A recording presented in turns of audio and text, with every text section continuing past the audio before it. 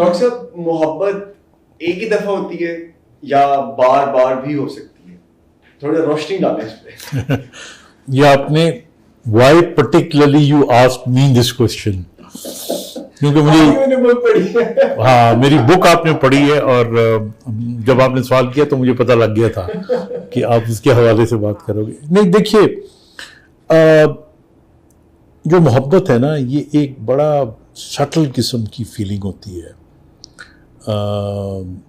जो मोहब्बत होती है, इसमें लॉजिक नहीं होता, मोहब्बत के अंदर कैलकुलेशंस नहीं होती, मोहब्बत के अंदर हार जीत नहीं होती, मोहब्बत के अंदर नफ़ा नुकसान नहीं होता। मोहब्बत के अंदर सिर्फ एक ही चीज़ होती है और वो मोहब्बत है। ठीक है ना? अब होता क्या है कि दुनिया में, मेरा नहीं ख्याल दुनिया में कोई ऐसा शख्स होगा जिसने कभी मोहब्बत ना की हो। एंड माइंड यू, हम इस वक्त मर्द और औरत की मोहब्बत की बात कर रहे हैं। अब ये वो जो है ना इखलाकी बातें हैं कि नहीं मुझे अपने मिशन से बड़ी मोहब्बत है, मुझे अपनी, वो तो मोहब्बतें और किस्म की है ना। We are talking about a man and a woman, a boy and a girl. उसकी वजह ये होती है कि जब आप एडोलेसेंस में आते हो ना, जब मिच्योर हो रहे होते हो, जब बच्चा मिच्योर हो रहा होता है, तो आप देखो जो लड़का होता है ना, वो सीटियां बजाना शुरू करता है, गुनगुनाना शुरू करता है। लड़की जब 14-15 साल की, 13 साल की होती है, तो उसको सुर्खी लगाना, बाल बनाना, तो ये सारी चीज़ें उसके अंदर ये इमोशंस पैदा कर रही होती हैं। अब कुदरत ने क्या किया है कि, और ये जज्बा अगर ना होता, बिकॉज ये बड़ा इम्पोर्टेंट जज्बा है जो बाद में हमें अल्टीमेटली एक पाकीज़ा रिश्ते में तब्दील होता हुआ नज़र आता है, जिसको मियाँ बीवी कहते हैं। ये अलग बात है कि उनमें से बहुत से लोग नहीं बन पाते, लेकिन ये किसी को, अब मुझसे अगर कोई पूछे कि मुझे मोहब्बत हो गई है या नहीं, तो कैसा पता चले? तो मेरे ख्याल में अगर किसी को किसी से मोहब्बत हो तो उसका सबसे बड़ा सबूत ये होता है कि वो उसके बगैर रह नहीं सकता। उसके अंदर एक तड़प होती है कि मैं बार बार इसको देखूं, बार बार इसको मिलूं।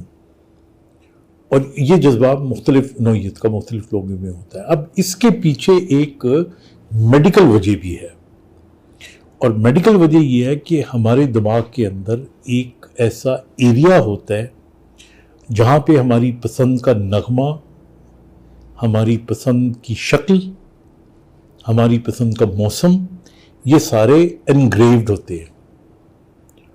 तो उस शक्ल से मिलती हुई शक्ल जब आपको नज़र आ जाए तो आपको अच्छी लगनी शुरू हो जाती है।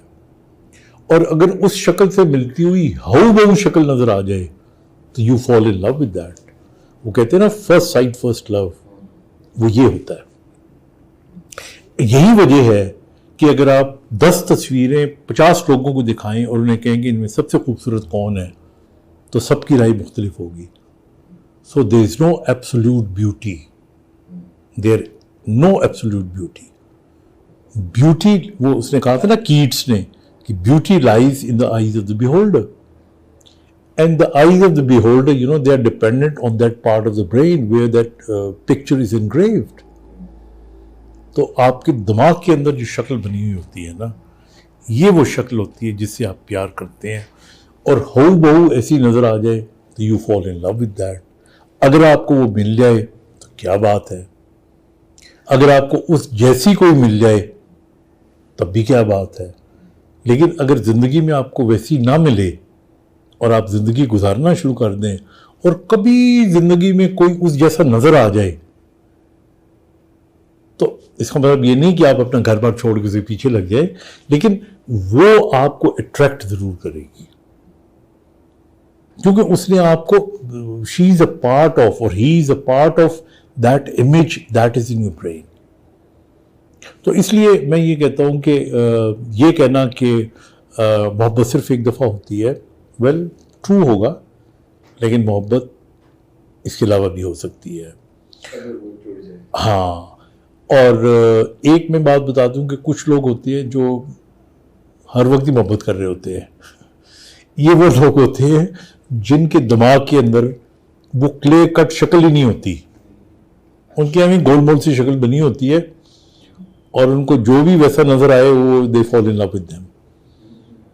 लेकिन जो ट्रू लव होता है वो एक ही दफा होता है, और अगर वो ना मिल पाए और वैसी कोई और शक्ल मिले तो दोबारा भी हो सकता है। I hope that answers your question. Thank you so much. Thank you.